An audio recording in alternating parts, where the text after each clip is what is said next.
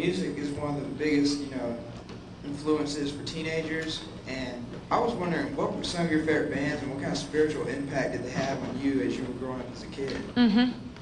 I think what was good about it was reinforcing really good positive principles in my life. I was going to a Christian school. I grew up in a Christian family, so I had that really strong heritage. Gave my life to God when I was 8 years old. And everything that I wanted to do in my life, which was, live my life for God, the Christian music I was listening to was reinforcing, and it was encouraging me in that. It wasn't dragging me down.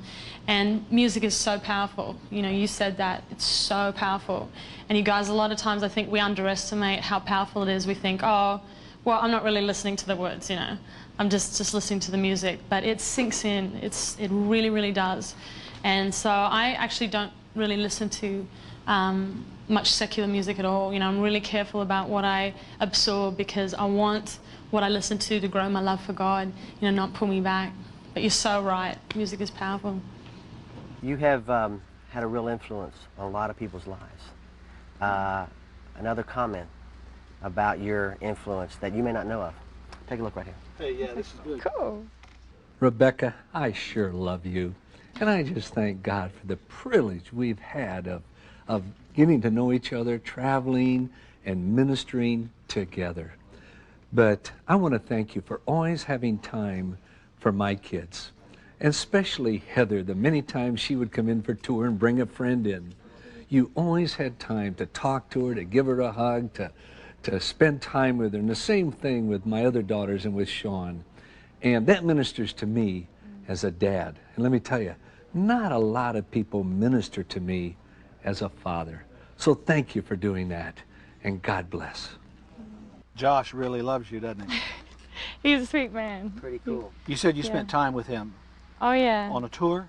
We've done about 3 tours with him for a couple weeks each, and they're just like an extended part of our family. His family and the whole team that he works with they are very concerned about young people today and about families, and have real similar passion to us, and so it's just like this natural connection.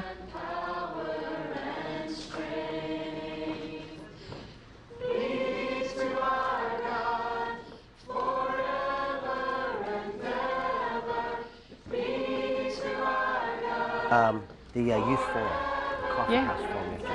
Yeah. Did anything that you heard yesterday surprise you? I think the biggest thing that surprised me was them initiating the worship right at the beginning. We hadn't even come out there yet, and they were singing just worship to God, and they were just focused on Him. And just for me to walk out there in the midst of them and into the middle of the circle there and just worship with them was probably an experience I won't ever forget. It was just beautiful. And see kids worship like that. I want to be a part of seeing kids worship. I want to be a part of leading my generation to worship God. And if I do that, I'm successful in what God has called me to do.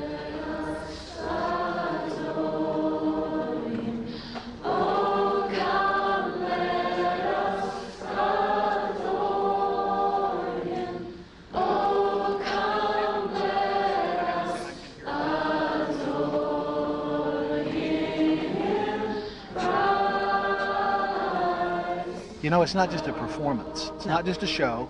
Because, it's funny when you think about it. There are people watching this show right now who are not real sure about your music. Right. But they watch you. They're going to see Yes. something real in you. Mm-hmm. How do you communicate that? That's a dichotomy to a lot of people. Mm-hmm. I mean, you come out, you and your brothers, y'all are jumping and dancing, and the music is so loud you can hear that other generation saying, "My soul." What about that? The whole entertainment versus ministry-focused thing, it's a hard one to juggle because you want to put on a good show. You want it to be excellent. You want it to be up there with everything else that's out there, and hopefully, exceeding some of it. But also you want to retain that focus on, this isn't about me. This is a God thing. And I think for me, whatever I do, whether it's the lighting in the concert, whether it's the music, I want it to enhance the message.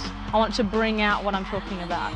So And I really believe that the lights do that. Sometimes the lights will draw people in to a certain moment in a song or a certain message. Sometimes a story that I share might drive a particular point home. And some people might be like, well, why do you have the lights? Why do you have the big PA? Why do you have the stories that you share? But it's the message. It's the key that I want to bring across. Those are just tools. Yeah, they're You tools. see those as tools. Totally. Yeah. They're instruments. They're a part of the whole picture. But they're not the whole. You know, I talk about sexual purity. I talk about being radical for God. These are things that a lot of people may not even want to hear. But I see it so important. And this is the thing, one of the big, huge things that keeps me going. I look out and I might be driving somewhere in the car and I'll look out and I'll see an emptiness there. I'll see a hopelessness, a deadness in their eyes.